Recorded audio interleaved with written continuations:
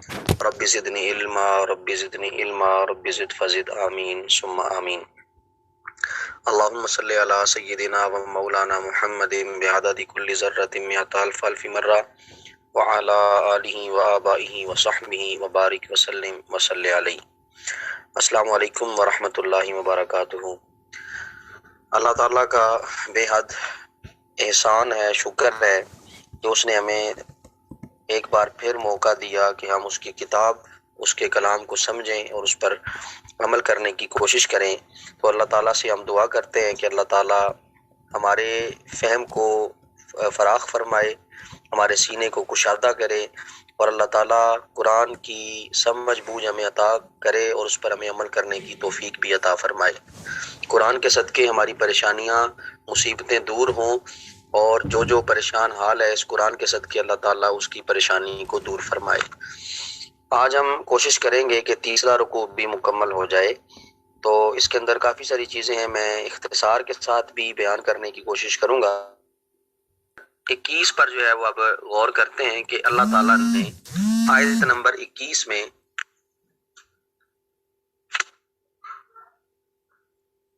کیا ارشاد فرمایا، ہم اس پہ غور کرتے ہیں۔ تو یہ ریکارڈنگ بھی جو ہے وہ کوئی بچی جو ہے وہ کرتی رہے ساتھ ساتھ جی۔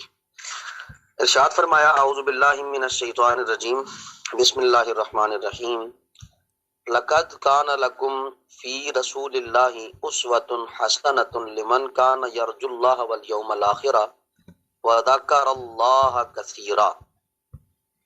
لقد البتہ تحقیق، یعنی بے شک، کانا ہے لکم تمہارے لیے، فی میں رسول اللہ اللہ کے رسول، اسوتن اسوہ کہتے ہیں نمونہ کو، مثال کو، اور حسنہ کہتے ہیں اچھا، عمدہ، بہترین۔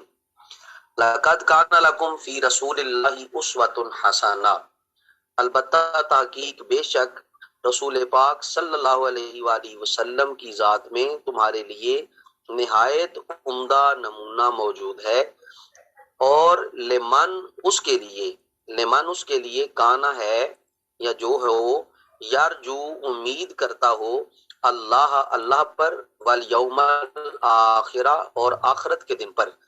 الیوم الآخرہ یہ یہاں پر موصوف صفت ہیں، اسی لیے دونوں کا اعراب ایک جیسا ہے، دونوں معرف باللام ہیں، والیوم الآخرہ آخرت کا دن۔ ترجمے میں یوں لگ رہا ہے کہ جس طرح یہ کا، کے حروف اضافت ہے، لیکن یہاں پر جو ہے وہ مراد آخری دن سے مراد قیامت ہے۔ والیوم الآخر قیامت کا دن، قیامت کے دن کی امید رکھتا ہو۔ وذکر اللہ کثیرا، واو اور ذاکرہ یاد کرے، ذکر کرے اللہ کو کثیرن کثرت کے ساتھ۔ آیت نمبر 21 کا آپ نے لفظ جو ہے وہ سماعت کیا۔ اب ہم اس کے با محاورہ ترجمے پر غور کرتے ہیں۔ ارشاد فرمایا، بے شک رسول اللہ صلی اللہ علیہ وآلہ وسلم کی ذات میں تمہارے لیے عمدہ نمونہ موجود ہے، ہر ایک شخص کے لیے ہر اس شخص کے لیے جو اللہ اور قیامت کے دن کی امید رکھتا ہو اور وہ اللہ کو بہت یاد کرتا ہو۔ آیت نمبر 21 مکمل ہوئی، انشاءاللہ اس کی ہم تشریح کی طرف بعد میں آئیں گے، پہلے ہم کوشش کرتے ہیں کہ ترجمہ مکمل کر لیں۔ ارشاد فرمایا آیت نمبر 22 میں، وَلَمَّا رَأَى الْمُؤْمِنُونَ الْأَحْزَابَ، واو اور لما جب رآ دیکھا، المؤمنون ایمان والوں نے، الاحزاب احزاب کو، گروہ کو، کفار کے لشکر کو، قالو تو پکار اٹھے، کہنے لگے، ہاذا یہ ما جو وعدنا ہم سے وعدہ کیا، اللہ نے، ورسولہ اور اس کے رسول نے، وصدق اللہ واو اور صدق سچ فرمایا، اللہ نے، ورسولہ اور اس کے رسول نے۔ وما زادہم واو اور ما نہیں، زیادہ ہوا ہم ان کا، الا مگر ایمانن ایمان، و تسلیمن واو اور تسلیمن اطاعت اور تسلیم کرنا، کسی چیز کو قبول کرنا، ان کی قبولیت میں اضافہ ہوا، اطاعت میں اضافہ ہوا۔ آیت نمبر 22 کا با محاورہ ترجمہ دیکھیں، وَلَمَّا رَأَى الْمُؤْمِنُونَ الْأَحْزَابَ، اور جب مسلمانوں نے کفار کے لشکروں کو دیکھا، قالوا هذا ما وعدنا اللہ ورسولہ، تو کہا یہ وہ ہے جس کا اللہ اور اس کے رسول نے ہم سے وعدہ فرمایا تھا، وصدق اللہ ورسولہ، اور اللہ اور اس کے رسول نے سچ فرمایا تھا، وما زادہم الا ایمانا وتسلیما، اور اس لشکر کی آمد نے ان کے ایمان اور ان کی اطاعت میں اضافہ ہی کیا، کوئی کمی نہیں ہے، اس کا مطلب صرف اضافہ ہی کیا، کوئی کمی نہیں آئی۔ تو اس کی بھی انشاءاللہ میں ترکیب نحوی بھی آپ کے سامنے پیش کروں گا کہ صرف یا نحو یا گرامر کے اعتبار سے یہ ما اور اللہ کیا چیز ہیں، اس پہ ہم بعد میں گفتگو کرتے ہیں۔ یہ ترجمہ آپ نے سماعت کیا۔ اب ہم آتے ہیں آیت نمبر 23 کی طرف۔ آیت نمبر 23 میں ارشاد فرمایا من المؤمنین رجال صدقوا ما عاہدوا اللہ علیہ، من المؤمنین، ایمان والوں میں سے رجال، مرد ہیں، کچھ ایسے مرد ہیں، صدقوا، سچ کر دکھایا، ما، جو، عہدو، عہد کیا، اللہ سے، علیہ، انہوں نے، یا ان پر جو اللہ کی طرف سے عہد تھا اس کو انہوں نے سچ کر دکھایا۔ فمنہم من قضا نحبہ، پس منہم، ان میں سے، من، جنہوں نے، قضا، پوری کی، نحبہ، اپنی نظر، نحب کہتے ہیں منت کو، نظر کو، منت کو اور نظر کو، نحبہ، اپنی نظر۔ ومنہم من ینتظر، اور منہم، ان میں سے، من، جو، ینتظر، انتظار کر رہے ہیں، منتظر ہیں۔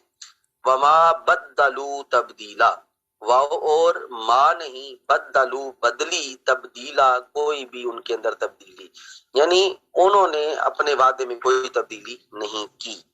اب ہم دیکھتے ہیں اس کا مکمل ترجمہ۔ من المؤمنین رجال صدقوا ما عاہدوا اللہ علیہ، مومنوں میں سے کچھ ایسے ہمت والے مرد ہیں جنہوں نے اس عہد کو سچا کر دکھایا جو انہوں نے اللہ سے کیا تھا۔ فمنہم من قضا نحبہ ومنہم من ینتظر، سو ان میں سے بعض نے شہید ہو کر اپنی نظر پوری کر دی اور ان میں سے بعض ابھی شہادت کے منتظر ہیں۔ وما بدلوا تبدیلا، اور انہوں نے اپنے وعدہ میں کوئی تبدیلی نہیں کی۔ اس پر بھی ہم تفصیل سے گفتگو کریں گے۔ آیت نمبر 24، ارشاد فرمایا لیجزی اللہ الصادقین بصدقہم ویعذب المنافقین ان شاء او یتوب علیہم۔ لیجزی، لام کے نیچے زیر، اس کا مطلب ہوتا ہے کے لیے، تاکہ یجزیہ، جزا دے، بدلہ دے، اللہ تعالیٰ، الصادقین، سچوں کو، بصدقہم، ان کے سچ کے بدلے، ان کے سچ کے عوض، اللہ تعالیٰ ان کو ان کے سچ کی بدولت، ان کے سچ کے عوض، ان کے سچ کے بدلے جو ہے وہ جزا دے یا بدلہ دے۔ وَيُعَذِّبَ الْمُنَافِقِينَ إِن شَاءَ، اور يُعَذِّبَ، عذاب دے، المنافقین، منافقوں کو، ان شاء، اگر وہ چاہے، او یتوب علیہم، یا یتوب علیہم، ان کی توبہ قبول فرما لے۔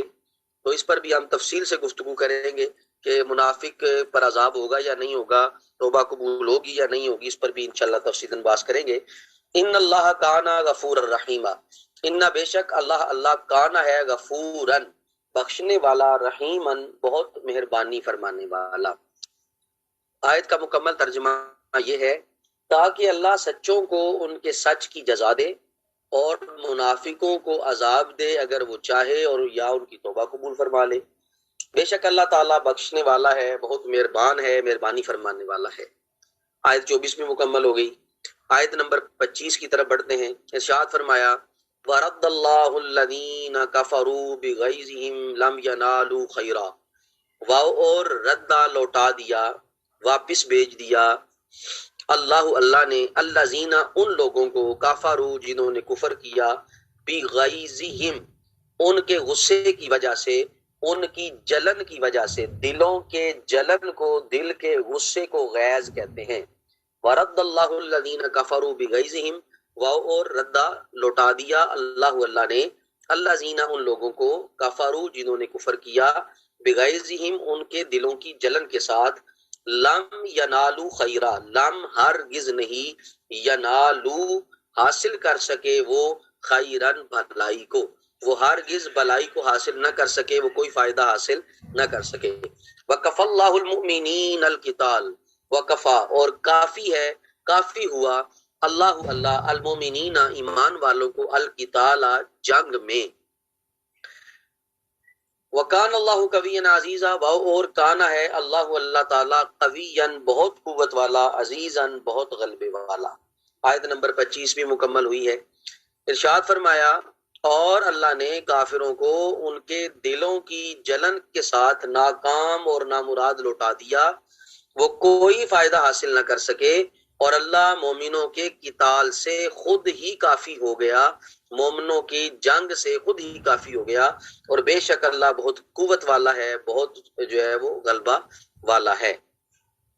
وَأَنزَلَ الَّذِينَ ظَاهَرُوهُم مِّنْ أَهْلِ الْكِتَابِ مِنْ سِيَاسِهِمْ واو اور انزلہ اتارا نازل کیا، یہاں پر اتارنا ہے، اتارا الذین ان لوگوں کو ظاہرو جنہوں نے مدد کی ہم مشرکی کافروں کی، الذین ان لوگوں نے ظاہرو مدد کی، ظاہر کہتے ہیں کسی چیز کے روبرو آ کے مدد کرنا، ظاہرو مدد کی ہم ان کی من اہل کتاب میں سے، من سیاسیہم من سے سیاسیہم ان کے قلعے، سیاس کہتے ہی جو ہے وہ قلعوں کو ہیں، مضبوط عمارت کو قلعہ کہا جاتا ہے، سیاسی مطلب یہ ہے وہ انزلہ من سیاسی میں آیت اس طرح ہے وانزلہ من سیاسیہم، اور ان کو اللہ نے ان کے قلعوں سے اتار دیا، کن کو؟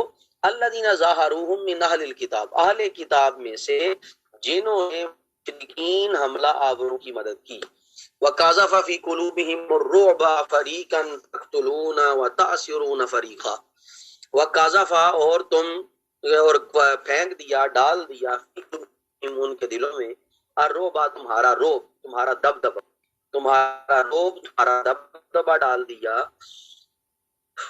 فریقاً تقتلون ایک گروہ ہے، تقتلون تم اسے قتل کرتے ہو، وتأسرون فریقا تأسرون تم ان کو اسیر بنا لیتے ہو، قیدی بنا لیتے ہو، فریقاً ایک گروہ کو، تأسرون یہ اسیر سے نکلا ہے، تأسرون تم قیدی بنا لیتے ہو، فریقاً ایک گروہ کو۔ آیت 26 بھی مکمل ہوتی ہے، ترجمہ سماعت کریں۔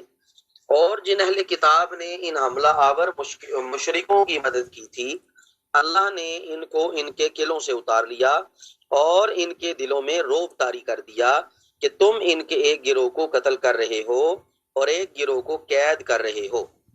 آیت نمبر 27 میں ارشاد فرمایا وَأَوْرَثَكُمْ أَرْضَهُمْ وَدِيَارَهُمْ وَأَمْوَالَهُمْ وَأَرْضًا لَمْ تَطَئُوهَا، اور اورثا تمہیں وارث بنایا، تمہیں مالک بنا دیا، تم کو اردہم ان کی زمینوں کا، ودیارہم ان کے گھروں کا، دیار کہتے ہیں گھر کو، گھروں کا، واموالہم اور ان کے مالوں کا، ان کے اموال کا، واردن اور زمین کا، اس زمین کا، لم تطئوہا لم ہرگز نہیں، تطئو جس کو تم نے پاؤں سے روندا ہو، ہاں اس کو، یعنی جس پر تم چل کر ابھی نہیں گئے، یہاں پر یہ چل کر جانا وہاں پہ مراد ہے، یہاں پر ہم یہ کہہ سکتے ہیں تم نے ابھی اس زمین کو نہیں لتاڑا، مطلب تم ابھی اس زمین پر قدم نہیں تم نے رکھے، اللہ نے اس زمین کا بھی تمہیں مالک بنا دیا۔ وَأَوْرَثَكُمْ أَرْضَهُمْ وَدِيَارَهُمْ وَأَمْوَالَهُمْ وَأَرْضًا لَمْ تَطَئُوهَا، اور اس نے تمہیں ان کی زمین کا، ان کے گھروں کا، ان کے مالوں کا وارث بنا دیا، اور اس زمین کا بھی وارث بنا دیا جس پر ابھی تم چل کر نہیں گئے۔ وَكَانَ اللَّهُ اور کانا ہے اللہ عَلَىٰ كُلِّ شَيْءٍ ہر جائز کام کے کرنے پر قدیراً قادر۔ وَكَانَ اللَّهُ عَلَىٰ كُلِّ شَيْءٍ قدیرًا اور اللہ تعالی ہر جائز اور اس کے شایان شان کام کرنے پر قدرت رکھتا ہے۔ تو یہ 27 نمبر آیت کے مکمل کرنے پر بحمد اللہ تعالی ہمارے 3 رکوعوں کا ترجمہ مکمل ہو گیا۔ اب ہم آتے ہیں تشریح کی طرف۔ اگر تشریح مکمل ہو جاتی ہے تو پھر آپ کی ایک ہی کلاس ہوگی، اگر تشریح مکمل نہیں ہوتی تو انشاءاللہ پھر ہم جو ہے وہ 2 سیشنز کے اندر اس کو مکمل کریں گے۔ اب ہم آتے ہیں آیت نمبر 21 کی طرف، جس میں اللہ نے اپنے محبوب کریم صلی اللہ علیہ وآلہ وسلم کی زندگی کو ایمان والوں کے لیے مثال قرار دیا اور ارشاد فرمایا کہ تمہارے لیے بہترین نمونہ ہے میرے نبی کی ذات، اسوہ ہے میرے نبی کی ذات میں بہترین نمونہ موجود ہے، اور ساتھ یہ بھی قید کر دیا، قید لگائی، یہ نمونہ اس کو ملے گا، ان مثالوں سے وہ فائدہ اٹھائے گا جس کے اندر 3 صفات موجود ہوں۔ پہلی صفت یہ کہ وہ اللہ تعالیٰ کی ذات سے امید رکھتا ہو، اللہ کی ذات سے امید رکھتا ہو۔ دوسرا یہ کہ وہ آخرت کے دن پر ایمان رکھتا ہو، اس کا یقین ہو کہ آخرت پہ ہمیں جو ہے وہ بلایا جائے گا، ہمارے نامہ اعمال تلیں گے، یعنی خوف اور امید دونوں کیفیات جس کے اندر موجود ہوں، وہی نبی پاک کے اسوہ سے فائدہ اٹھا سکتا ہے۔ اور تیسرا وہ وذکر اللہ کثیرا، جو اللہ کا کثرت سے ذکر کرنے والا ہو، وہ بھی نبی پاک کے اسوہ سے فائدہ اٹھا سکتا ہے۔ نبی پاک کی سیرت سے وہ لوگ فائدہ اٹھا سکتے ہیں نبی پاک صلی اللہ علیہ وآلہ وسلم کے افعال، اقوال، اعمال اور نبی پاک صلی اللہ علیہ وسلم کی معاشرتی زندگیوں سے وہی لوگ بہترین فائدہ حاصل کر سکتے ہیں جن کے اندر یہ 3 صفات موجود ہوں کہ وہ ایک تو اللہ کی ذات پر امید بھی رکھتے ہوں، اللہ کی ذات سے خوف بھی کھاتے ہوں، اور جو اللہ نے شریعت دی ہے اس شریعت کو اپناتے ہوں، انہیں آخرت میں اٹھنے کا یقین ہو، آخرت میں نامہ اعمال کے تلنے کا یقین ہو، اور پھر وہ ساری زندگی رب کو یاد کرتے رہے ہوں، اللہ کی ذکر کی کثرت کرتے رہے ہوں۔ ان کے لیے میرے نبی پاک کی ذات جو ہے وہ نمونہ ہے۔ اب ہم اس آیت پر جو ہے وہ غور کرتے ہیں۔ اسوا کا لفظ استعمال، اسوا کا معنی نمونہ، نمونہ انسان کسی دوسرے شخص کی اتباع اور پیروی میں جگہ پر ہوتا ہے اس کو اسوا اور نمونہ ہے، خواہ وہ طریقہ اچھا ہو یا برا ہو۔ اس لیے اسوا کو حسنہ کے ساتھ مقید کیا گیا تاکہ کوئی آدمی یہ نہ سمجھے نعوذ باللہ کہ نبی پاک صلی اللہ علیہ وآلہ وسلم کے عمل میں کوئی نقص تھا، کوئی عیب تھا۔ اس آیت کو نازل کر کے اللہ نے یہ شک بھی دور کر دیا اور ارشاد فرمایا اسوۃ حسنہ، تم میرے نبی کی زندگی کا جو بھی پہلو اٹھاؤ تمہیں اس میں نقص نظر نہیں آئے گا۔ میں نے اپنے محبوب کو تمام تر نقائص سے، تمام تر عیبوں سے پاک کیا ہے۔ اسی لیے جو ہے وہ ہم یہ شعر بھی اکثر میں پڑھ دیتا ہوں کہ فرش والے تیری شوکت کا علو کیا جانے، فرش والے تیری شوکت کا علو کیا جانے، خسروا عرش پہ اڑتا ہے پھریرا تیرا، واہ کیا جود و کرم ہے شاہ بتا تیرا، نہیں سنتا ہی نہیں مانگنے والا تیرا۔ تو یہ نبی پاک صلی اللہ علیہ وآلہ وسلم کی ذات گرامی ہے۔ حضرت برا بن عازب رضی اللہ تعالیٰ عنہ بیان کرتے ہیں کہ رسول اللہ صلی اللہ علیہ وآلہ وسلم غزوہ خندق کے دن مٹی کھود کر منتقل کر رہے تھے۔ مٹی جو ہے وہ آپ کھودتے نبی پاک صلی اللہ علیہ وسلم اور منتقل فرماتے، آپ خود کام کر رہے تھے، حتیٰ کہ آپ کا شکم مبارک غبار آلود ہو گیا اور آپ بلند آواز سے حضرت عبداللہ بن رواحہ کے یہ اشعار پڑھ رہے تھے۔ وہ اشعار کیا تھے؟ اللہم لولا انت مہتدینا، اے اللہ اگر تو ہدایت نہ دیتا تو ہم ہدایت نہ پاتے، ولا صدقنا ولا صلینا، اور نہ ہم صدقہ اور خیرات کرتے اور نہ ہم نماز پڑھتے، وانزل لنا سکینۃ علینا، سو تو ہم پر ضرور سکون اور امن جو ہے امن نازل فرما، فانزلن السکینۃ علینا، سو تم ہم پر ضرور جو ہے امن اور سکون نازل فرما۔ یہاں پر انزلنا جو ہے یہ یہاں پر آپ اس کو سکیلا بھی پڑھ سکتے ہیں، لیکن اگر اسے مجہول پڑھیں گے انزلن سکینۃ علینا بھی ہو سکتا ہے اس میں، تو دونوں اس کی تراکیب جو ہے وہ ہو سکتی ہیں۔ وثبت اقدام الاقدام ان لاقینا، اور اگر دشمن سے ہمارا مقابلہ ہو تو ہم کو ثابت قدم رکھ۔ یہ آقا شعر پڑھ رہے تھے۔ مطلب یہ کہ آقا کی زندگی میں نمونہ کیا ہے؟ آپ غزوے کے اندر خود مٹی کھود رہے ہیں، خود مٹی منتقل کر رہے ہیں اور رب کی بارگاہ میں دعائیں مانگ رہے ہیں، التجا کیا کرتے ہیں؟ اگر تو ہدایت نہ دیتا ہم ہدایت نہ پاتے، اگر ہم صدقہ اور خیرات نہ کرتے اور نہ ہی ہم نماز پڑھتے، اور تو ہمیں سکون دے، امن عطا فرما، اور اگر ہمارا دشمن سے مقابلہ ہو تو ہم ثابت قدم رکھ۔ لیکن نبی پاک کا اسوہ کیا ہے؟ نبی پاک کا اسوہ یہ ہے کہ ہدایت کے لیے دعا کرتے رہنا، نبی پاک کا اسوہ یہ ہے صدقہ و خیرات کرتے رہنا، نبی پاک کا اسوہ یہ ہے نماز پڑھتے رہنا، نبی پاک کا اسوہ یہ ہے سکون اور امن کی دعائیں کرتے رہنا، نبی پاک کا اسوہ یہ ہے کہ جب دشمن سامنے کھڑا ہو تو اس وقت مصلحت کا شربت پینے کی بجائے ثابت قدمی کے ساتھ ڈٹ کر ان کا مقابلہ کرنا اور ان کو بتا دینا کہ کروں تیرے نام پہ جاں فدا، نہ بس ایک جہاں دو جہاں فدا، دو جہاں سے بھی نہیں جی برا، کروں کیا کروڑوں جہاں نہیں۔ یہ حدیث پاک یہ جو آپ کو میں نے سنائی ہے، جو الفاظ ہیں یہ آپ اس کو ہو بہو پڑھ سکتے ہیں۔ صحیح بخاری حدیث نمبر 4106، 4106 صحیح بخاری کا یہ نمبر ہے، اس کو آپ یہاں سے بھی پڑھ سکتے ہیں۔ اس آیت کا معنی یہ ہے کہ تمہارے لیے حکیم صلی اللہ علیہ وآلہ وسلم کی ذات میں عمدہ نمونہ موجود ہے، نیک اور اچھی خصلتیں موجود ہیں، اور ایسی سنن اور ایسی سنن صالحہ، ایسی پاکیزہ سنتیں جو واجب الاتباع ہیں وہ موجود ہیں۔ آپ جہاد میں ثابت قدم رہتے، بھوک و پیاس کی سختیوں سے گھبراتے نہیں تھے، اللہ کی راہ میں جو زخم کھاتے ان پہ صبر فرماتے تھے۔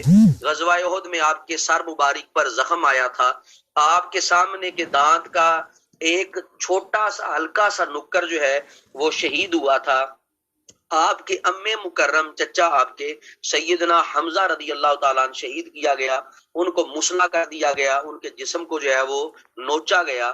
اللہ کی راہ میں آپ کو بہت تکالیف جو ہے وہ اٹھانی پڑی، تکالیف دی گئیں، لیکن آپ ثابت قدم رہے۔ آپ نے کبھی گھبراہٹ اور بے چینی کا اظہار نہیں فرمایا۔ سو اے مسلمانوں، تم آپ کے اس اسوہ اور نمونہ کی اتباع کرو۔ ابو طلحہ رضی اللہ تعالیٰ عنہ بیان کرتے ہیں کہ ہم نے رسول اللہ صلی اللہ علیہ وآلہ وسلم سے بھوک کی شکایت کی اور اپنے پیٹوں سے باندھا ہوا ایک ایک پتھر دکھایا، تو رسول اللہ صلی اللہ علیہ وآلہ وسلم نے جب اپنا کپڑا ہٹایا تو آپ کے شکم اتھر پر 2 پتھر باندھے ہوئے تھے۔ عاجزی کا لیول اور عاجزی کا معیار دیکھیں کہ آپ نے 2 پتھر باندھے ہوئے ہیں، اور یہی غزوہ احزاب ہے، یہی غزوہ خندق ہے جس میں آپ نے کمال معجزات دکھائے۔ حضرت جابر کی بکری کو زندہ کیا، حضرت جابر کا تھوڑا سا کھانا جو ہے وہ سینکڑوں صحابہ میں پورا کیا۔ تو یہ آپ کی جو ہے وہ کرم نوازیاں ہیں۔ مالک کونین ہیں گو پاس کچھ رکھتے نہیں، 2 جہاں کی نعمتیں ہیں ان کے خالی ہاتھ میں۔ اب یہاں پر ایک اور چیز جو ہے وہ حدیث پاک صحیح بخاری کی آپ سے جو ہے وہ شیئر کر دیتا ہوں۔ حضرت عائشہ صدیقہ رضی اللہ تعالیٰ عنہ آپ بیان فرماتی ہیں کہ نبی پاک صلی اللہ علیہ وآلہ وسلم نے ان کا جو ہے وہ یہ بیان فرمایا کہ ایک دن انہوں نے نبی پاک صلی اللہ علیہ وسلم سے عرض کی کہ آپ کے اوپر جنگ احد کے دن سے بھی زیادہ سخت دن کوئی آیا ہے؟ سوال کیا کہ آپ پر کوئی اور سخت دن آیا؟ آپ نے فرمایا کہ مجھے تمہاری قوم سے جن سختیوں کا سامنا ہوا سو ہوا، اور سب سے زیادہ سخت دن وہ تھا جو یوم العقبہ کو پیش آیا۔ اب یوم العقبہ کیا تھا؟ عقبہ کا معنی ہے پہاڑ کی گھاٹی۔ آپ مکہ کے پہاڑوں کی گھاٹیوں میں جا کر قریش مکہ کو تبلیغ فرماتے تھے۔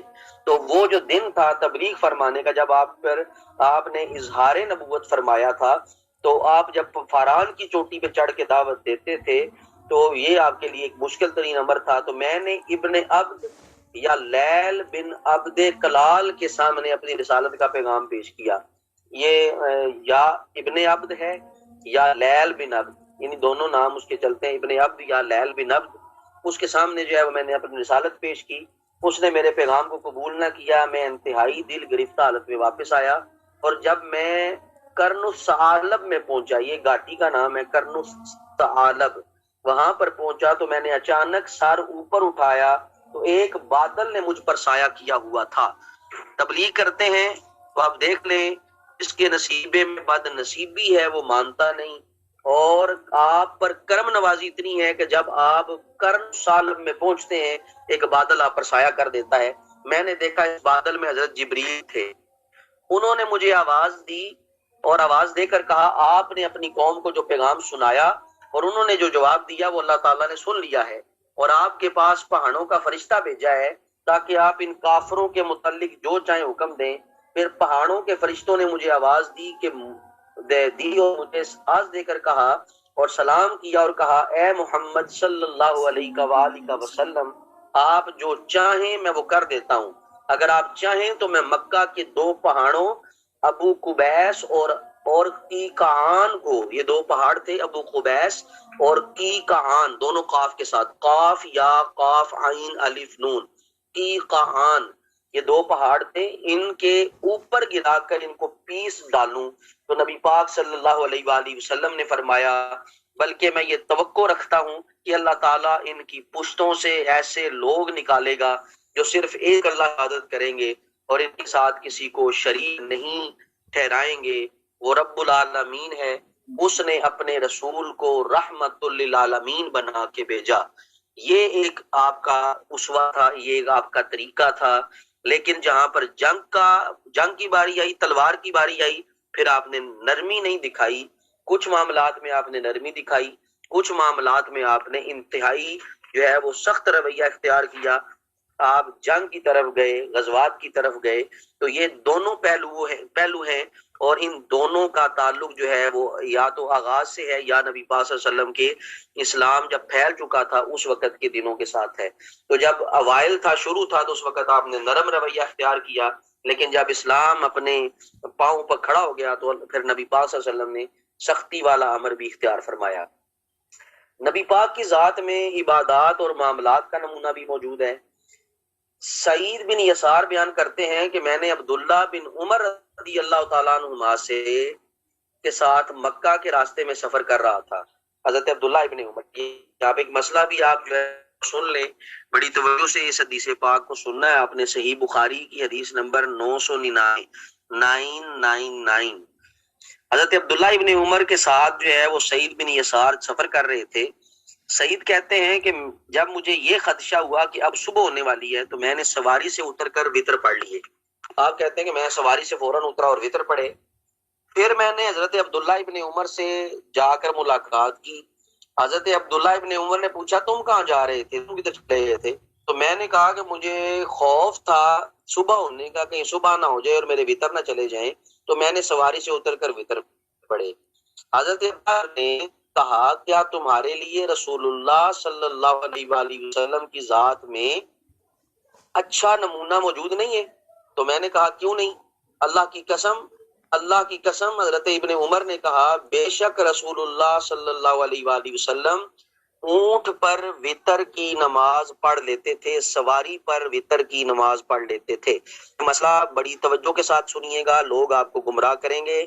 اس حدیث پاک کے ذریعے لوگ آپ کے ذہن میں طرح طرح کے عقائد اور طرح طرح کے اعمال ڈالنے کی کوشش کریں گے۔ خدا را اس حدیث پاک کو توجہ کے ساتھ سماعت کیجئے گا۔ یہ حدیث پاک پڑھ کے بہت سارے لوگ گمراہ ہوئے۔ اسی حدیث پاک کو پڑھ کے انجینئر مرزا محمد علی جیسے گمراہ لوگ جو ہے وہ وجود میں آئے، جاوید غامدی جیسے جو ہے وہ وجود میں آئے۔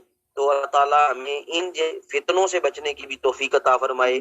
ان حدیثوں کو پڑھ کے اہل حدیثوں نے جنم لیا ہے، تو ذرا توجہ کے ساتھ حدیث پاک کا مفہوم سمجھیے کہ معنی کیا ہے اس کا۔ ائمہ ثلاثہ یہ کہتے ہیں، امام اعظم ابو حنیفہ، امام مالک، امام احمد ابن حنبل، ان کو ائمہ ثلاثہ کہا جاتا ہے کہ وطر کی نماز نفل ہے۔ یہ امام اعظم کے علاوہ کی بات کر رہا ہوں۔ امام احمد بن حنبل، امام شافعی، امام مالک، یہ تین ائمہ ثلاثہ، امام اعظم ابو حنیفہ کو نکال کے، ان کے نزدیک وطر کی نماز نفل ہے، اور وہ اس حدیث سے استدلال کرتے ہیں کہ رسول اللہ صلی اللہ علیہ وآلہ وسلم نے سواری پر وطر کی نماز پڑھی۔ تو یہ استدلال کرتے ہیں کہ سواری پر جب انہوں نے وطر پڑھے، اس کا مطلب وطر کیا ہے؟ یہ نفل ہے، واجب نہیں۔ احناف کے نزدیک وطر واجب ہے، وطر جو ہے وہ وجوب کرتے ہیں۔ اب بات توجہ سے سنیں، جواب سنیں اس کا۔ اس کا جواب یہ ہے کہ نبی پاک صلی اللہ علیہ وآلہ وسلم نے وطر کی نماز کو واجب قرار دینے سے پہلے وطر کی نماز سواری پر پڑھی۔ یعنی وطر کی نماز جب واجب آپ نے نہیں قرار دی تھی اس وقت آپ نے سواری پر پڑھی، لیکن جب واجب قرار دے دی پھر آپ نے سواری پر نہیں پڑھی، کیونکہ امام طحاوی نے سند صحیح کے ساتھ حضرت عبداللہ ابن عمر ہی سے روایت کی ہے۔ یہ جو ابھی روایت سنانے لگا ہوں دوسری، یہ بھی حضرت عبداللہ ابن عمر سے ہے۔ الفاظ پہ غور کریں کہ نبی پاک صلی اللہ علیہ وآلہ وسلم نے نفل سواری پر پڑھے اور وطر سواری سے اتر کر پڑھے۔ ٹھیک ہے، اس کا مطلب آپ کی جو سواری چل رہی ہوتی ہے اس میں کچھ چیزوں کی گنجائش ہے، ٹرین ہوگی یا اس طرح کی کچھ چیزیں ہیں، اس میں پھر سواری پر نماز پڑھنے کے احکامات تھوڑے سے الگ ہیں۔ یہ جو انہوں نے تماش بازی بنائی ہوئی ہے کہ نہ دیکھتے ہیں گاڑی پاک ہے، نہ دیکھتے ہیں کیا معاملہ ہے، وہیں پر جو ہے وہ بیٹھے بیٹھے نماز شروع کر دیتے ہیں، نہ قبلہ رخ کا خیال رکھتے ہیں، نہ کچھ. کیا ہے جی؟ بخاری میں لکھا ہے جی، بخاری میں لکھا ہے جی، بخاری میں کچھ اور لکھا ہے، ان کو سمجھ نہیں آئی، لوگوں کو خواہ کرتے ہیں اور لوگوں کی نمازیں برباد کر رہے ہیں. تو نفل سواری پر پڑھ سکتا ہے، لیکن اس میں بھی کنڈیشن ہے کہ سواری قبلہ رو جو جا رہی ہو، قبلہ کی طرف جا رہی ہو، اس وقت تک اجازت دی جاتی ہے. وطر جو ہے وہ سواری سے اتر کر پڑھنے چاہیے. اور حضرت ابن عمر نے اس حدیث کی کوئی توجیہ جو ہے وہ انہوں نے پھر کر دی ہوگی، ظاہری بات ہے. جو پہلی حدیث تھی آپ نے کہا کہ سواری پر آپ نے جو ہے وہ اونٹ پر آپ نے وطر پڑھے، جو پہلی حدیث آپ کو بخاری کی سنائی. اسی طرح دوسری حدیث جو ابھی سنائی وہ بھی حضرت عبداللہ ابن عمر سے، وہ کہتے ہیں وطر جو ہے انہوں نے سواری سے اتر کے پڑھے. وطر کے وجوب کی دلیل یہ ہے کہ نبی پاک صلی اللہ علیہ وسلم نے ارشاد فرمایا، جو آدمی سو جانے کی وجہ سے، بھول جانے کی وجہ سے وطر نہ پڑھ سکے تو صبح کو وطر پڑھ لے. اور قضا واجب کی ہوتی ہے، نفل کی قضا نہیں ہوتی. جب آپ عشاء کی نماز چھوڑ دیتے ہیں، قضا کر لیتے ہیں، تو آپ کو 4 فرائض کے ساتھ 3 وطر بھی قضا کرنے پڑتے ہیں، کیونکہ یہ واجب ہیں. تو نفل کی جو ہے وہ قضا نہیں ہوتی، واجب کی قضا ہوتی ہے. تو یہ دلیل ہے ہماری کہ یہاں پر جو وطر ہے وہ وجوب کا درجہ رکھتے ہیں. تو ابھی یہیں تک ہم کرتے ہیں، اس سے پھر آگے ہم جو ہے وہ مختلف آپ کے اعمال اور مختلف آپ کی عبادات کے معاملات ہیں، ان پر ہم غور کریں گے. میں امید کرتا ہوں کہ یہ مسئلہ آپ کو سمجھ آ گیا ہوگا، یہ حدیث پاک آپ کو سمجھ آ گئی ہوگی. حضرت عبداللہ ابن عمر کا ایک قول یہ تھا کہ اونٹ پر وطر پڑھ سکتے ہیں، تو یہ بخاری کے اندر حدیث موجود ہے. اور امام طحاوی نے اس حدیث پاک کو سند صحیح کے ساتھ نقل کیا حضرت عبداللہ ابن عمر ہی سے کہ نبی پاک صلی اللہ علیہ وآلہ وسلم نے وطر سواری سے اتر کر پڑھے. یہ عمدۃ القاری ہے جو بخاری شریف کی شرح ہے، اس کے اندر یہ جو ہے وہ ساری بحث موجود ہے، جلد نمبر 7 صفحہ نمبر 20 اور 21. انشاءاللہ اس مسئلے کو مزید آگے لے کے چلتے ہیں. نماز کے بعد جو ہے دوبارہ اس پر جو ہے وہ بحث کی جائے گی. تو اب میں سیشن کو کلوز کرتا ہوں، نماز کا وقت قریب ہے، آپ لوگ بھی تیاری کریں. انشاءاللہ 7:20 پر جو ہے وہ دوبارہ میں ویسر لی امری واحلل عقدۃ من لسانی یفقهوا قولی رب زدنی علما رب زدنی علما رب زد فزد آمین ثم آمین. اللہم صلی علی سیدنا و مولانا محمد بعدد کل ذرۃ مئۃ الف مرہ وعلی آلہ و آبائہ و صحبہ وبارک وسلم وصلی علیہ. السلام علیکم ورحمۃ اللہ وبرکاتہ. ہم تفسیر کے جو سبق کو بریک سے پہلے کر رہے تھے، اس میں ہم نے نبی پاک صلی اللہ علیہ وآلہ وسلم کی ذات گرامی کے بارے میں یہ جانا کہ آپ کی ذات میں، حیات میں تمام ایمان والوں کے لیے اسوہ نمونہ موجود ہے، جو اللہ اور اس کے بنائے ہوئے دن آخرت پر اور یقین رکھتا ہو اور اللہ کا کثرت سے ذکر کرتا ہو. تو اب یہاں پر ہم اللہ کے ذکر میں کامل اجر کے لیے جو چیزیں جو ہیں وہ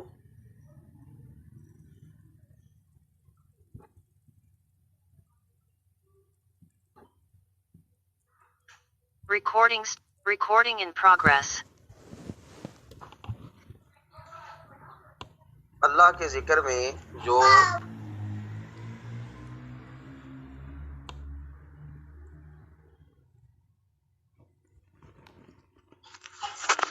اللہ کے ذکر میں جو کامل اجر ہے اس کی ہم بات کر رہے تھے کہ وہ ذکر مکمل جملہ ہو اور ذکر کرنے والے کو اس کا معنی جو ہے وہ معلوم ہو. تو ان تمام چیزوں کو جو ہے وہ ہم ابھی دیکھیں گے کہ اللہ کے ذکر سے کیا مراد ہے. وَذَكَرَ اللَّهَ كَثِيرًا، کہ اللہ کو یاد کرے اور کثرت سے یاد کرے. یعنی وہ شخص عذاب سے نجات، جنت کے حصول اور اللہ کی رضا کے حصول کے لیے عبادت کرتا ہو، پھر اس کو اس قید کے ساتھ مقید فرمایا اور اللہ کو بہت یاد کرتا ہو، اس کے ساتھ اس کو جو ہے وہ قید کیا. علامہ آلوسی علیہ رحمہ لکھتے ہیں کہ علامہ نووی نے لکھا کہ شرعاً وہ ذکر معتبر ہوتا ہے جو عربی گرامر کے اعتبار سے مکمل جملہ ہو. مثلاً کوئی شخص کہے سبحان اللہ والحمد للہ ولا الہ الا اللہ واللہ اکبر ولا حول ولا قوت الا باللہ، اور اس طرح کے اور اذکار جو کہ شریعت میں موجود ہیں ان کے بارے میں اسی طرح کا جملہ جو ہے وہ موجود ہو۔ تو اب ہم یہاں پر جس چیز کو دیکھ رہے ہیں وہ یہ ہے کہ وہ ذکر جو جملہ نہ ہو، مثلاً صرف کوئی بندہ کہے اللہ اللہ اللہ، القادر القادر، السمیع السمیع، البصیر البصیر، تو جو شخص ان اسماء کا ورد کرے تو یہ شرعاً ذکر معتبر نہیں ہے جب تک کہ ان الفاظ سے مکمل کلام نہ ہو، تو ذکر کرنے والے کو اس ذکر کا ثواب نہیں ملتا۔ مثلاً کوئی شخص کہتا ہے سبحان اللہ اور لا الہ الا اللہ پڑھتا رہے اور اس کے معنی سے غافل رہے۔ کوئی آدمی صرف پڑھتا ہے سبحان اللہ سبحان اللہ سبحان اللہ یا لا الہ الا اللہ لا الہ الا اللہ اور اس کے معنی سے غافل رہے اور اس کا معنی اس کے ذہن میں موجود نہ ہو، اس کے معنی کو وہ ملحوظ خاطر نہ رکھے، تو اس پر اجماع ہے کہ اس ذکر کو جو ہے اس کو اس کے ذکر کا ثواب نہیں ملے گا۔ اور لوگ اس سے بھی جو ہے وہ اکثر غافل ہیں، جنہیں یہ پتہ نہیں ہے کہ جب تک آپ کو ان چیزوں کے معنی کا پتہ نہ ہو، ان کے معنی آپ نہ جانتے ہوں، تو آپ کو اس صورت میں اس کا ثواب نہیں ملے گا۔ یعنی صرف سبحان اللہ بغیر توجہ کے کہنا، بغیر معنی کے مستحضر ہونے کے کہنا، معنی کو ذہن میں رکھے بغیر کہنا، تو اس کا کوئی ثواب آپ کو جو ہے وہ نہیں ملے گا۔ اس پر جو ہے وہ اجماع ہے۔ تو یہ تھوڑا سا غور کریں، جب بھی آپ ذکر کریں تو ذکر کا طریقہ ہے کہ توجہ کے ساتھ جو ہے وہ ذکر کرنا چاہیے، توجہ کے ساتھ درود پاک پڑھنا چاہیے۔ اللہ تعالیٰ مجھے اور آپ کو ان چیزوں پر عمل کرنے کی بھی توفیق عطا فرمائے۔ خلاصہ یہ ہے کہ انسان اللہ کے جن اسماء اور صفات کا ذکر کرے تو اول تو وہ اذکار مکمل جملہ ہونے چاہیے، اور ثانیاً یہ کہ اس کو جملہ کا معنی بھی معلوم ہو اور اس کا ذہن اس معنی کی طرف متوجہ بھی ہو۔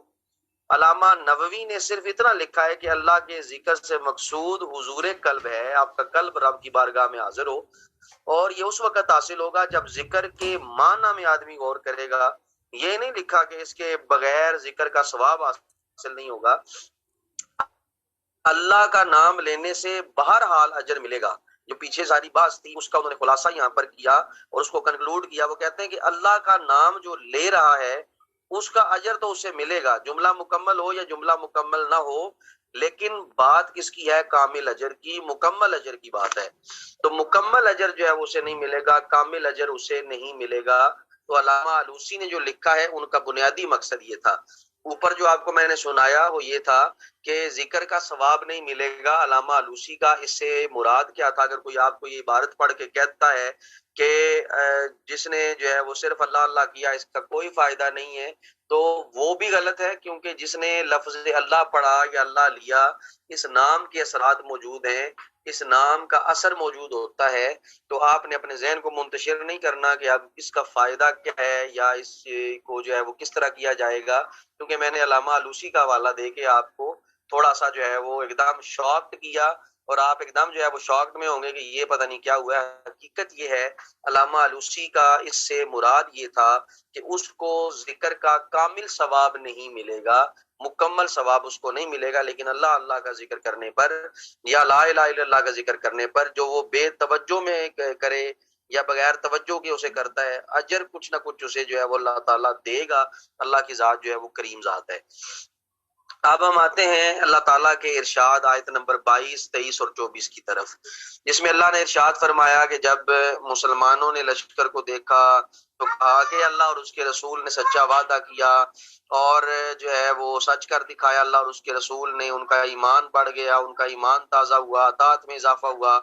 مومنوں میں کچھ ایسے مرد تھے جنہوں نے وعدہ سچا کر دیا، کچھ انتظار میں بیٹھے ہیں، کچھ شہید ہو کر اپنی نظر کو پورا انہوں نے کر دیا، ان کے وعدے میں تبدیلی نہیں ہوئی۔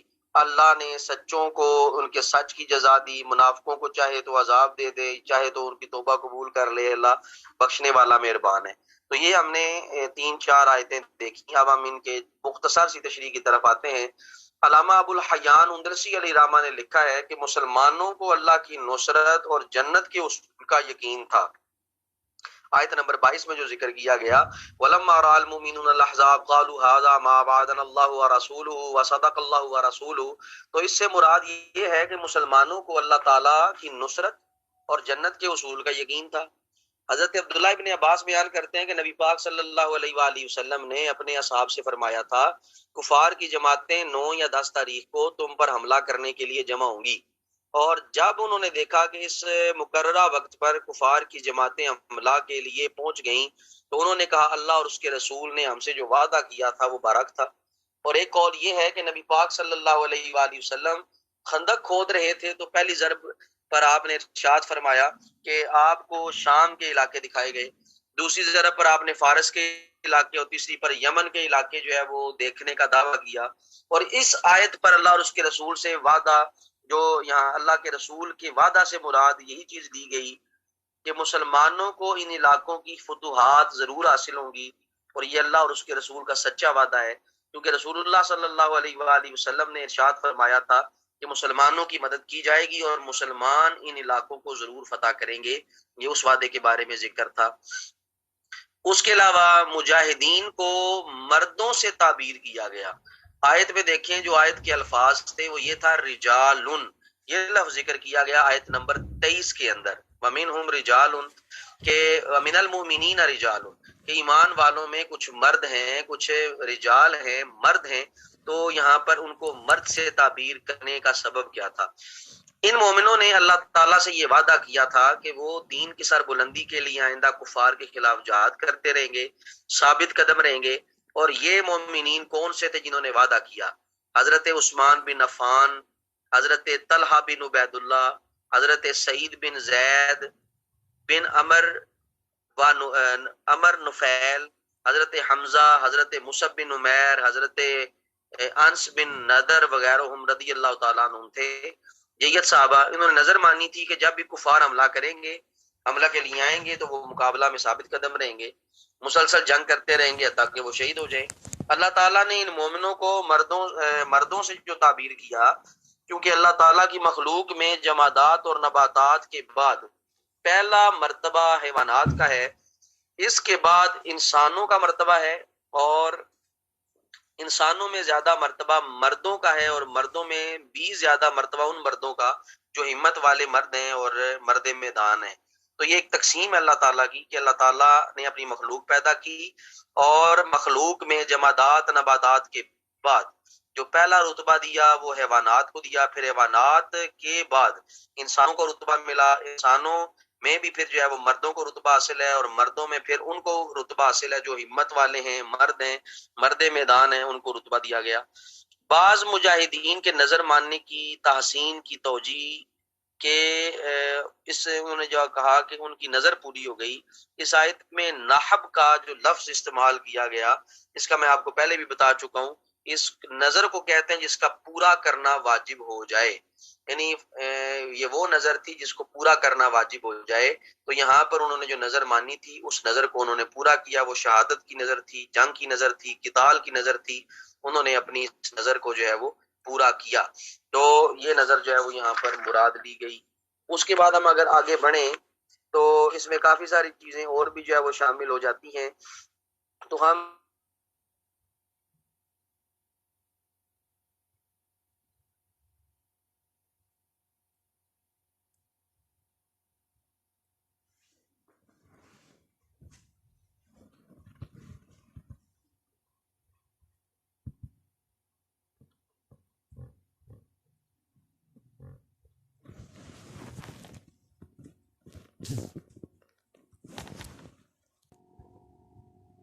دوبارہ ایمان کی طرف لوٹ آئیں تو اللہ تعالیٰ ان کو معاف فرمائے Recording گا، in progress. اور اگر یہ اپنے نفاق پہ مرتے ہیں تو ان کا پھر عذاب دائمی ہے، یہ ان کو عذاب جو ہے وہ ہوتا رہے گا۔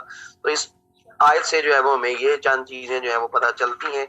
تو آگے جو ارشاد فرمایا یا اس آیت کے اندر جو چیزیں اللہ تعالیٰ نے مزید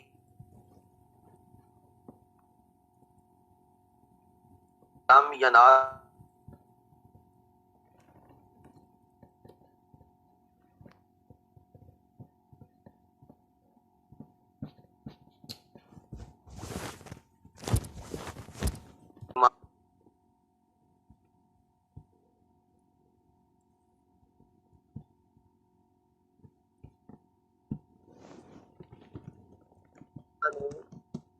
Recording in progress. اللہ تعالیٰ نے ان کو پھر جو ہے کفار تھے جنہوں نے مدد کی تھی، Recording stopped. جنہوں نے مشرکین کی مدد کی تھی، ان مشرکین کو پھر جو ہے وہ ساتھ دینے کی وجہ سے اللہ تعالیٰ نے کفار کو ان کے قلعوں سے اتار دیا. عیسائی تھے، یہودی تھے، ان کے جو قلعے تھے ان سے اتارا، ان سے نکالا، ان کے دلوں میں رعب ڈالا. مسلمانوں نے ان کو قتل کیا، کچھ لوگوں کو قیدی کر لیا، پھر ان کو جو ہے وہ اس زمین کا وارث بنایا. یہ آج کل جو باغ فدق کا شور زیادہ ہے، یہ باغ فدق یہ ہو گیا جی، وہ ہو گیا جی، فلاں ہو گیا جی، باغ فدق کو یہ ہو گیا. تو یہ باغ فدق وہ مال فہ تھا جو غزوہ خیبر میں آیا تھا، اور یہ اسلامی حکومت کی ذمہ داری ہوتی ہے. یہ اسلامی سلطنت کے انڈر جو ہے وہ چیز آتی ہے، یہ کسی کی ذاتی ملکیت نہیں ہوتا. تو انشاءاللہ اس پر بھی کبھی تفصیل کے ساتھ جو ہے وہ گفتگو کی جائے گی کہ یہ باغ فدق کا چکر کیا ہے اور کیا چکر دیا گیا، اور کس طرح امت کے اندر جو ہے وہ انتشار پیدا کرنے کی کوشش کی گئی ہے. ان کو اور کسی چیز کی طرف جو ہے وہ رہنمائی نہیں ہوتی یا نشاندہی نہیں ہوتی، انہیں صرف ان چیزوں، ان احادیث یا ان موضوعات کی طرف نشاندہی ہوتی ہے جن میں انتشار کا پہلو جو ہے وہ نکلتا ہو. تو اللہ نے یہاں پر ذکر کیا کہ ہم نے تمہیں زمینوں کا وارث بنایا، ان کے گھروں کا وارث بنایا، ان کے مالوں کا وارث بنایا، اور وہ زمینیں جہاں پہ تم چل کے بھی نہیں گئے وہاں کا بھی تمہیں وارث بنا دیا. تو پھر جو ہے وہ یہ ساری زمینیں جو بھی مال فہ کے طور پہ ملی، نبی پاک صلی اللہ علیہ وآلہ وسلم نے اسلامی سلطنت کے جو ہے وہ انڈر کی، اور پھر جو ہے وہ اسی کا فیصلہ اسی طرح ہوتا رہا. اور نبی پاک صلی اللہ علیہ وآلہ وسلم کے دور میں جس طرح ان کی جو ہے وہ تقسیم رہی، اسی طرح جو ہے وہ ان کو قائم کیا گیا، اسی طرح ان کو رکھا گیا. جس طرح پاکستان اگر کسی علاقے کو فتح کرتا ہے، آج کل کے دور میں اگر کوئی فتح کرے، مثلاً ہمارے جو ہے وہ سپر ڈوپر جنرل صاحب جو ہیں وہ اگر فتح کر لیتے ہیں غلطی سے کشمیر کو، تو یہ کشمیر جو ہے وہ ان کی آباء و اجداد کی ملکیت یا ان کے جو ہے رشتہ دار یا بیوی بچوں کی ملکیت نہیں ہوگا، بلکہ یہ جو ہے وہ مسلمانوں کی ملکیت رہے گا، پاکستان کی ملکیت رہے گا، اور یہ پاکستان کے علاقے کے طور پر جو ہے وہ رہے گا. یعنی یہ ذاتی ملکیت نہیں ہوتا مال فہ. انشاءاللہ اس پر مزید جو ہے وہ گفتگو کی جائے گی. تو یہ اس میں مختصر سی جو بات تھی وہ آپ کے سامنے پیش کی. کچھ ڈسٹربنس بھی رہی، بہرحال چلیں اس کا میں خلاصہ آپ کے سامنے جلدی سے پیش کرتا ہوں. آپ نے جو آج آیات پڑھی 21 سے 27 تک، ان کا خلاصہ یہ تھا: نبی پاک کی ذات ہمارے لیے بہترین نمونہ ہے، سختیاں برداشت کرنے میں، مشقتیں برداشت کرنے میں، صبر کرنے میں، نماز کے طریقہ کار میں، اور دیگر زندگی کے معاملات میں. نبی پاک کی زندگی ہمارے لیے مشعل راہ ہے. معاشی معاملات ہوں، مالی معاملات ہوں، کسی طرح کے بھی معاملے ہوں، یہ زندگی ہمارے لیے نمونہ ہے. اور اس سے وہی فائدہ اٹھائے گا جو اللہ کی ذات پر امید رکھتا ہو، اللہ کی ذات پر خوف رکھتا ہو، قیامت کے دن پر ایمان رکھتا ہو، اور اللہ کا ذکر توجہ اور کثرت کے ساتھ کرتا ہو، وہی اس سے فائدہ اٹھا سکتا ہے. ایمان والوں کی شان بیان کی کہ جب ایمان والوں نے دیکھا کہ لشکر ان پہ حملہ آور ہوتا ہے تو انہوں نے تو اس بات کا پرچار کیا کہ اللہ اور اس کے رسول کا وعدہ سچا ہے، جو انہوں نے کہا تھا وہ سچ نکلا، وہ سچ ہوا. اور اس فیصلے سے، اس لشکر کے آنے سے اللہ نے ان کے ایمان میں اضافہ کیا، ان کا ایمان بڑھا. اور اس میں کون کون شامل تھے آپ خود دیکھیں: حضرت ابوبکر صدیق، حضرت عمر فاروق، حضرت عثمان غنی، حضرت علی المرتضیٰ، یہ شخصیات موجود تھیں. تو اللہ تعالیٰ نے ان کے ایمان میں اضافہ کیا، ان کی اطاعت میں اضافہ کیا. اور جو یہ دین نابلد لوگ یہ کہتے ہیں کہ نعوذ باللہ نبی پاک کے وصال کے بعد ٹوٹل 4 لوگ ٹھیک تھے، باقی سارے نعوذ باللہ مرتد ہو گئے، وہ سب سے بڑے مرتد ہیں، وہ سب سے بڑے، میرے منہ میں بڑے سخت الفاظ آ رہے ہیں، بار کہ آپ خود خالی جگہ پر کر لیں کہ وہ کیسے لوگ ہیں جو صرف یہ سمجھتے ہیں کہ نبی پاک کے بعد 4 لوگ ہی باقی بچے تھے، نعوذ باللہ. تو اللہ نے ان کی ایمان کی صداقتیں قرآن میں نازل فرمائی ہیں، تصدیق کی ہے کہ ان کا ایمان بڑھا. اسی طرح ذکر کیا کہ وَمِنَ الْمُؤْمِنِينَ رِجَالٌ، ایمان والوں میں کچھ مرد ہیں، مرد کا ذکر کیا. میں یہاں پر واقعہ بھی آپ کی گوش گزار کر دیتا ہوں، ضمناً بات جو ہے وہ آ گئی. ایک بڑھیا جو ہے وہ ملتان میں مجذوبہ رہتی تھی، اور اس مجذوبہ کی کیفیت کیا تھی کہ وہ جو ہے وہ کپڑے نہیں پہنتی تھی، اور وہ ننگی دڑنگی جو تھی. اسی طرح ملتان کے جو ہے وہ بازاروں میں پھرتی رہتی، اور لوگ اس کو دیکھ کے جو ہے وہ بھاگ کھڑے ہوتے تھے کہ یہ کہیں ہمیں رسوا نہ کر دے، شرمندہ نہ کر دے. تو لوگ اسے جو ہے وہ بھاگتے تھے. وہ مجذوبہ تھی، اس کا ذہنی توازن درست نہیں تھا، لوگ اسے مجنون، پاگل سمجھتے تھے. ایک دن اس طرح ہوا کہ اس نے سرے بازار جو ہے وہ شور کرنا شروع کر دیا، میرے لیے کپڑے لے کے آؤ، میرے لیے کپڑے لے کے آؤ، میرے لیے کپڑے لے کے آؤ۔ اصل معاملہ یہ تھا کہ حضرت پیر مہر علی شاہ صاحب رحمت اللہ تعالی علیہ، آپ نے اسلام آباد سے راولپنڈی سے ارادہ کیا ملتان جانے کا، تو اب یہ روحانی سلسلے تھے، یہ روحانی ایک جو ہے وہ درجہ ہے، اس پر نہ کوئی دلیل دی جا سکتی ہے، نہ کسی کو قائل کیا جا سکتا۔ جب آپ نے سفر کا ارادہ کیا تو اس صورت نے شور کرنا شروع کر دیا، اس نے کہا جی مجھے کپڑے پہناؤ، مجھے کپڑے پہناؤ، مجھے کپڑے دو، مجھے میرے لیے کپڑے لے کے آؤ۔ لوگوں نے کہا کہ تو اس طرح پھرتی رہتی ہے بغیر کپڑوں کی، آج تمہیں کپڑوں کی کیا ضرورت ہے، تمہیں اب پردہ کرنے کی کیا ضرورت ہے؟ تو وہ کہتی ہے کہ اب جو ہے وہ اصل مرد تو اب آنے والا ہے، تم جو ہے وہ مرد نہیں ہو۔ یعنی اس نے جو ہے وہ ان کے جو رجال ہونا یا جو مرد کی ایک جو ہے وہ کیفیت یا شناخت ہوتی ہے، اس کو بھی اس نے ریجیکٹ کر دیا، رد کر دیا، اور کہا کہ تم تو مرد ہو ہی نہیں، مرد تو وہ ہے جو پیر میرے شاہ چل کے آ رہا ہے، اصل مرد وہ ہے، اصل حق پرست وہ ہے۔ کہنے کا مطلب یہ تھا کہ اب جو ہے وہ ولایت کا تاجدار، ولایت کا بادشاہ آ رہا ہے، تو تم تو عامی لوگ ہو، تم سے جو ہے وہ کیا چھپانا اور کیا چھپنا، تم تو گناہگار لوگ، خود گناہگار ہو، لیکن اب جو آ رہا ہے اگر میں نے اس سے پردہ نہ کیا تو پھر جو ہے وہ جو ہے ایک عجیب سی کیفیت، ایک عجیب عذاب جو ہے وہ میرے پہ مبتلا ہو جائے گا۔